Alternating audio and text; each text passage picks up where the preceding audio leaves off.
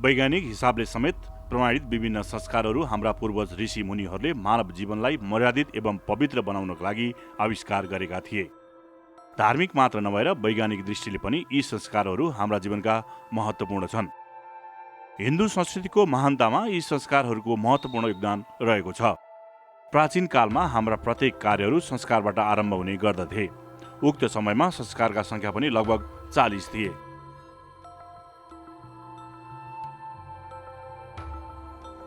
समयको बदलिँदो परिस्थितिसँगै मानिसहरूमा व्यस्तता बढ्दै गयो, जसले गर्दा हाम्रा केही संस्कारहरू स्वतः विलुप्त भए। यस प्रकार समयअनुसार संशोधित भएर संस्कारहरूको सङ्ख्या निर्धारण भए। गौतम स्मृतिमा 40 प्रकारका संस्कारहरूको उल्लेख भएको पाइन्छ। महर्षि अंगिराले यिनको अन्तर्भाव 25 संस्कारमा गर्नुभएको छ। त्यस्तै व्यास स्मृतिमा 16 संस्कारको वर्णन गरिएको छ। हाम्रो धर्मशास्त्रमा पनि मुख्य रूपमा 16 संस्कारकै व्याख्या गरिएको छ। आज हामी 16 संस्कार यहाँहरूलाई जानकारी गराउन गइरहेका छौँ। 1. गर्भाधान संस्कार। हिन्दू संस्कारमा मान्य 16 संस्कारहरूमध्ये सबैभन्दा पहिलो संस्कार गर्भाधान संस्कार हो। गृहस्थ जीवनमा प्रवेश पश्चात प्रथम कर्तव्यको रूपमा यो संस्कारलाई मान्यता दिइएको छ। गृहस्थ जीवनको प्रमुख उद्देश्य भनेको उत्तम वंशोत्पत्ति हो। विकृत शारीरिक, मानसिक, सांस्कृतिक र संस्कारका बावजुद श्रेष्ठ सन्तानोत्पत्ति असम्भव प्राय हुन्छ। अतः उत्तम सन्तानको चाहना राख्ने माता पिताको गर्भाधान पूर्व आफ्नो तन मनको पवित्रताको लागि यो संस्कार गर्ने गरिन्छ। वैदिक कालमा यो संस्कारलाई अति महत्त्वका साथ पालन गर्ने गरिन्थ्यो। आजभोलि यो संस्कारलाई उति साह्रो पछ्याएको देखिन्न।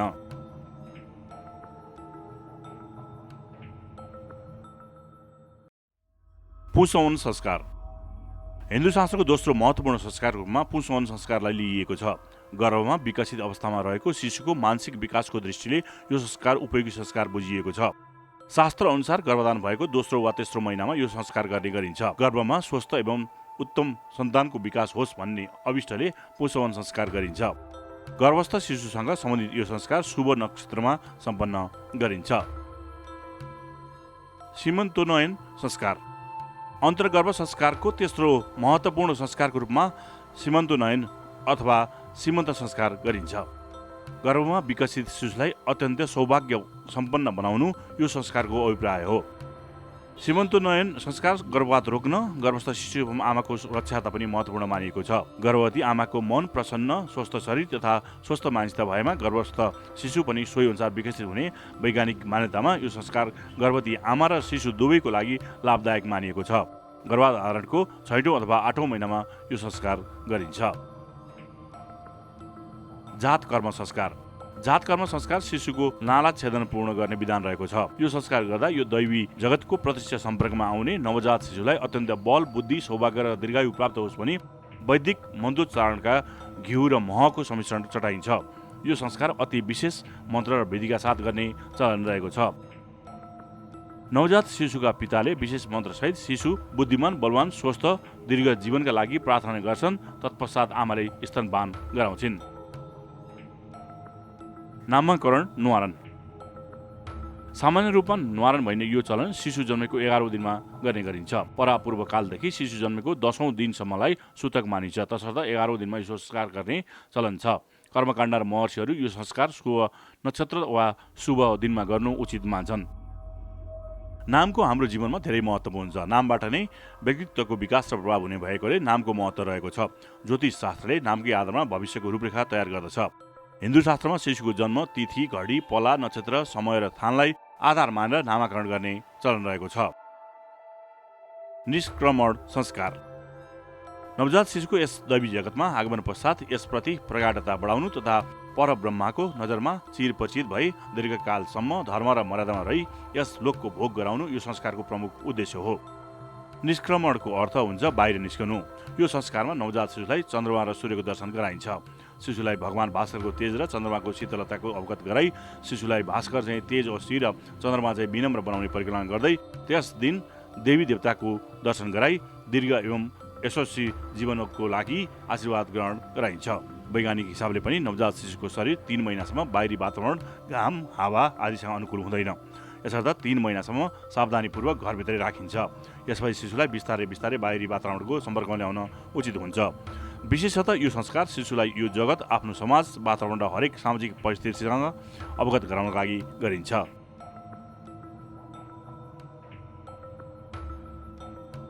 अन्नप्राशन। जब शिशु विकसित हुन जान्छ, स्तनपानबाट प्राप्त हुने पौष्टिकता र आहार मात्र शिशुको शारीरिक र मानसिक विकासमा प्रशस्त हुँदैन। उक्त कुरालाई ध्यान दिँदै अन्नप्राशन संस्कार गरिन्छ। जन्मने बित्तिकै शिशुको शरीरमा बाहिरी खाद्यान्न पचाउन सक्ने क्षमता हुँदैन।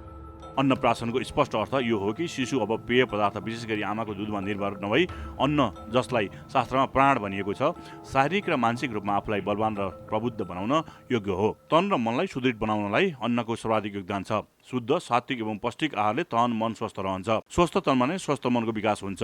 शुद्ध र सात्विक आहारले नै अन्तःकरण शुद्ध हुन्छ तथा मन, बुद्धि, आत्मा सबैलाई पोषण मिल्छ। यसै कारण अन्नप्राशन संस्कारको हाम्रो जीवनमा विशेष महत्त्व छ। हिन्दू धर्ममा अनुयायीहरूले अन्नप्राशन जन्मको 6औं महिनालाई उपयुक्त बताउँछन्। 6औं महिनामा शुभ नक्षत्र एवं शुभ दिन हेराएर यो संस्कार गरिन्छ।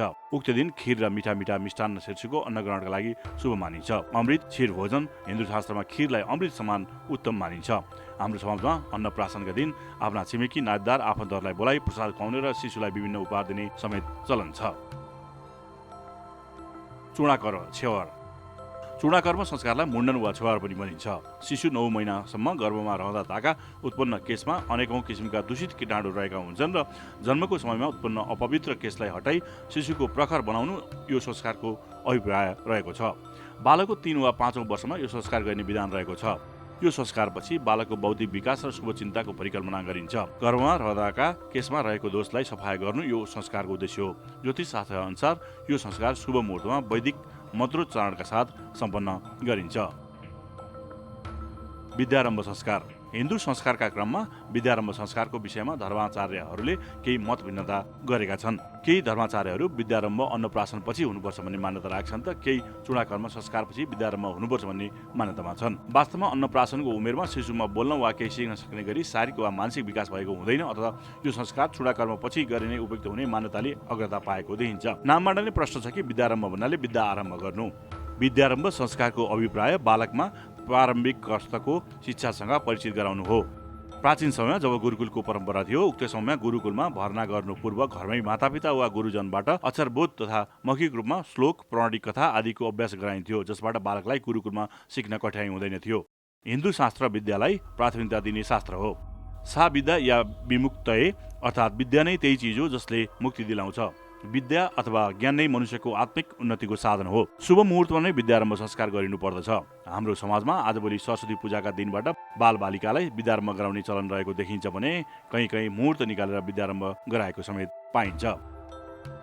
कर्णवेद संस्कार। हिन्दूहरूका संस्कारहरू कुनै न कुनै कोणबाट वैज्ञानिक तवरबाट मूल्याङ्कन वा प्रमाणित गरी प्रारम्भ भएको पाइन्छ। कर्णवेद संस्कारको आधार पनि बिल्कुलै वैज्ञानिक नै रहेको छ। बालबालिकालाई शारीरिक व्याधिबाट रक्षा गर्नु यो संस्कारको मूल उद्देश्य हो। प्रकृति प्रदत्त हाम्रो शरीरमा सबै अङ्गहरू उत्तिकै महत्त्वपूर्ण रहेका छन्। कान हाम्रो श्रवणद्वार हो। सम्पूर्ण श्रुतिहरू कानबाट नै हाम्रो मस्तिष्कमा पुग्दछन्। कर्णवेदन गर्नाले वेदीहरूबाट सुरक्षित हुनुका साथै श्रवण शक्ति पनि बढ्दछ। यसका साथै कानमा आभूषण हाम्रो सौन्दर्य बोधको परिचायक पनि हो। यज्ञोपवीत संस्कार पूर्व यो संस्कार गर्ने विधान छ। ज्योतिष शास्त्रका अनुसार शुक्ल पक्षको शुभ मुहुर्तमा यो संस्कार सम्पन्न गर्दा श्रेयस्कर हुन्छ। यज्ञोपवीत उपनयन वा व्रतबन्ध संस्कार। यो संस्कार बौद्धिक विकासको लागि सर्वाधिक महत्त्वपूर्ण संस्कार हो। यो संस्कारमा धार्मिक र आध्यात्मिक उन्नतिको पूर्ण समावेश छ। यो संस्कारबाट हाम्रा ऋषि मुनिहरूले वेद माता गायत्रीको आत्मसात गर्ने प्रावधान दिएका छन्। आधुनिक युगमा समेत गायत्री मन्त्रको विशेष शोध भइसकेको र उक्त शोधबाट गायत्री मन्त्र सर्वाधिक शक्तिशाली मन्त्र प्रमाणित भएको छ। यज्ञोपवीत परम पवित्रम। यज्ञोपवीत जसलाई हामी जनै भन्छौँ र अत्यन्तै पवित्र छ। प्रजापतिले स्वाभाविक रूपमा यसको निर्माण गर्नुभएको हो। जनै हेर्दा सामान्य लागे पनि आयुर्वर्धक, बल र तेज प्रदान गर्ने सामर्थ्य राख्दछ। यो संस्कारलाई धर्मशास्त्रमा विशेष रूपले उल्लेख गरिएको छ। जनै धारणको वैज्ञानिक महत्त्व पनि रहेको छ। प्राचीन कालमा जब गुरुकुलको परम्परा थियो त्यस समयमा प्राय 8 वर्षको उमेरमा यो संस्कार सम्पन्न गरिन्थ्यो। यो संस्कारपछि बालकलाई विशेष अध्ययनको लागि गुरुकुल पठाइन्थ्यो। यज्ञोपवीतबाट नै बालकलाई ब्रह्मचर्यको दीक्षा दिन्थ्यो र जसको पालना गृहस्थाश्रम आउनु पूर्व गर्नु पर्दथ्यो। यो संस्कारको उद्देश्य संयमितता अपनाई आत्मिक विकासमा लागिरहने प्रेरित गर्नु हो। वेदारम्भ संस्कार। यो संस्कार पनि प्राचीन समयमा महत्त्वपूर्ण भए पनि समयको परिवर्तनसँगै लगभग विलुप्त भइसकेको छ। यो संस्कार ज्ञान आर्जनको सम्बन्धित छ। वेदको अर्थ हो ज्ञान र वेदारम्भको माध्यमबाट बालकलाई आफूभित्र ज्ञान र समाविष्ट गर्नु सुरु गराउनु नै यो संस्कारको अभिप्राय हो। शास्त्रमा ज्ञानभन्दा ठुलो अर्को कुनै प्रकाश छैन भनिएको छ। यो स्पष्ट छ कि प्राचीन कालमा यो संस्कार मानिसको जीवनमा विशेष महत्त्व राख्दथ्यो। यज्ञोपवीतपछि बालकलाई वेदहरूको अध्ययन एवं विशिष्ट स्थानहरूसँग परिचित गराउन योग्य आचार्यहरूको अभिभावकत्वमा गुरुकुल पठाइन्थ्यो। वेदारम्भ गर्नुभन्दा पछि आचार्य आफ्ना शिष्यहरूको ब्रह्मचर्य व्रतको पालन एवं समित जीवन बाँच्ने प्रतिज्ञा गराई उक्त कुराको परीक्षा लिएपछि मात्र वेद अध्यापन गराउने गर्दथे। अयमित जीवन अनुशासनहीनहरूलाई वेद अध्ययनको आधिकारिकता दिँदैन्थ्यो। चारै वेदहरूलाई ज्ञानको अक्षुण्ण भण्डार मानिन्छ। आजभोलि समेत वेदलाई ज्ञान र तथ्यको महान ग्रन्थका रूपमा पश्चिमीहरूले समेत अध्ययन गर्दछन्। केशान्त संस्कार। आजभोलि हिन्दू संस्कारमा धेरै क्रम उपक्रमहरू व्यस्तता र आधुनिकीकरणका बावजुद विलुप्त हुँदै गइरहेका छन्। केशान्त संस्कार गुरुकुलमा वेद अध्ययन पूरा गरेपछि आचार्यको समक्ष यो संस्कार गरिन्थ्यो। वस्तुतः यो संस्कार गुरुकुलबाट बिदा लिने तथा गृहस्थाश्रममा प्रवेश गर्ने उपक्रम हो। वेद पुराण एवं कर्मकाण्डमा पारङ्गत भएपछि ब्रह्मचारी शिष्यलाई समावर्तन संस्कारभन्दा पहिला केश मुण्डन गरी नुहाई स्नातकको उपाधि दिइन्थ्यो। केशान्त संस्कार शुभ मुहुर्तमा गरिन्छ। समावर्तन यो संस्कार परापूर्व कालदेखि चलिआएको संस्कार हो। यो संस्कारलाई आजभोलि आधुनिकीकरण गरिएको छ। गुरुकुलबाट शिक्षा लिइसकेपछि बिदाई लिनु पूर्व शिक्षकको समावर्तन संस्कार हुने गर्दथ्यो। यो संस्कारभन्दा ठिक अगाडि ब्रह्मचारी शिक्षकको केशान्त संस्कार हुन्थ्यो। समावर्तन संस्कारमा शिष्यलाई समावर्तनका लागि सुगन्धित पदार्थ एवं औषधियुक्त वेदीका उत्तर भागमा 8वटा घडाका जलले स्नान गर्ने विधि छ। यो स्नान विशेष मन्त्रोच्चारणका साथ गर्ने गरिन्छ।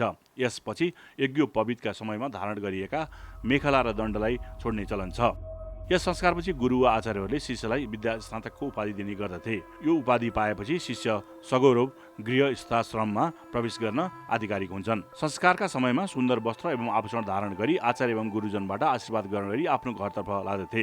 यो संस्कार आजभोलि टाढा टाढा वा आफ्नो इलाकाका स्कुल कलेज अध्ययन गर्न जाने विद्यार्थीलाई आफ्नो अध्ययनको चरम पूरा भएपछि विभिन्न कार्यक्रमहरू गरी आधुनिक रूपमा सम्पन्न गर्दछन्। विवाह संस्कार। यो संस्कार परापूर्व कालदेखि नै स्त्री र पुरुष दुवैको लागि सर्वाधिक महत्त्वपूर्ण संस्कारको रूपमा रहिआएको छ। हिन्दू शास्त्रमा पुरुष यज्ञोपवीत संस्कारदेखि समावर्तन संस्कारसम्म ब्रह्मचर्य व्रतको पालना गर्ने हाम्रो शास्त्रमा विधान छ। प्राचीन समयको वेदाध्ययन वा आजभोलिको स्नातकपछि जब युवकमा सामाजिक परम्परा निर्वाह गर्ने क्षमता र परिपक्वता आउँछ तब गृहस्थ धर्ममा सामाजिक रूपमा प्रवेश गराइन्छ। लगभग 25 वर्षमा ब्रह्मचर्यको व्रत पालना गरेपछि युवक परिणय सूत्र विवाह बन्धनमा बाँधिन्छ। शास्त्रमा 8 प्रकारका विवाहहरूको उल्लेख भएको पाइन्छ। वैदिक कालमा 8 प्रकारका विवाहहरूका प्रथाहरू प्रचलित थिए। समयअनुसार विवाहका स्वरूपहरू बदलिँदै गए। वैदिक काल पूर्व जति बेला हाम्रो समाज सङ्गठित थिएन त्यो समयमा उच्छृङ्खल यौनाचारहरू हुने गर्दथे। ऋषि मुनिहरूले यो उच्छृङ्खलतालाई समाप्त गर्नलाई विवाह संस्कारको स्थापना गरी समाजलाई सङ्गठित मर्यादित एवं नियमबद्ध गर्ने प्रयासहरू भएका थिए। आज उनीहरूको प्रयासकै परिणाम हाम्रो समाज सभ्य र सुसंस्कृत छ। पश्चिमी दर्शनभन्दा पवित्र र मर्यादित तौरमा विवाहका सामाजिक मान्यताहरू रहिआएका छन्। अन्त्येष्टि संस्कार। मृत्यु पश्चात हुने संस्कारलाई अन्त्येष्टि अथवा अग्नि परिग्रह संस्कार भनिन्छ। आत्मामा अग्निको आदान गर्नु नै अग्नि परिग्रह हो।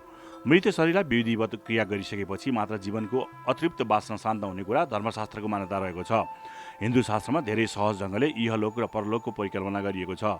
जब जीव शरीर धारण गरी इहलोक निवासी हुन्छौँ त्यति बेला हामी विभिन्न कर्ममा बन्धनमा हुन्छौँ। शरीरबाट प्राण छोडेपछि यो लोक छोडी त्यसपछिका विभिन्न परिकल्पनामा विभिन्न लोकका साथै मोक्ष प्राप्त गर्ने कुरा गरिन्छ। मानिसले आफ्नो कर्म अनुसारको फल भोग्नुपर्छ। यही परिकल्पनाको आडमा मृत शरीरको विधिवत अग्निका साथ क्रिया हुन्छ। विभिन्न धर्ममा आफ्नै तौरबाट मृत शरीरको अन्त्येष्टि गर्ने चलन छ। मृत शरीरलाई जमिनमा गाड्ने, नदी खोलामा बगाउने, टुक्रा टुक्रा गरी चिल गिद्धलाई खुवाउने जस्ता चलनहरू पनि चलिआएका छन्। तर पर्यावरणीय दृष्टिले अग्निका साथ गर्ने क्रिया राम्रो मानिएको छ। पर्यावरणीय दृष्टिले मनुष्यको अन्त्येष्टि पनि अहिलेको विश्वमा विकराल समस्याको रूपमा देखा परेका छ। विभिन्न धर्मावलम्बीहरूले मृत शरीरलाई जमिनमा गाड्ने र त्यसमाथि कङ्क्रिटका ससाना आधारहरू निर्माण गर्नाले भोलिको दिनमा समस्याको रूप लिने निश्चित प्राय छ। हालै चीनमा त्यस्ता किसिमका निर्माण नगर्न र सकेसम्म वैकल्पिक तौरबाट मृत शरीरलाई समन गर्ने विकल्पको रूपमा अग्नि समनलाई लिइएको समेत छ। संस्कारहरूमाथिको यो आलेख ज्योतिष जीवन पौडेलमा आधारित रहेको छ।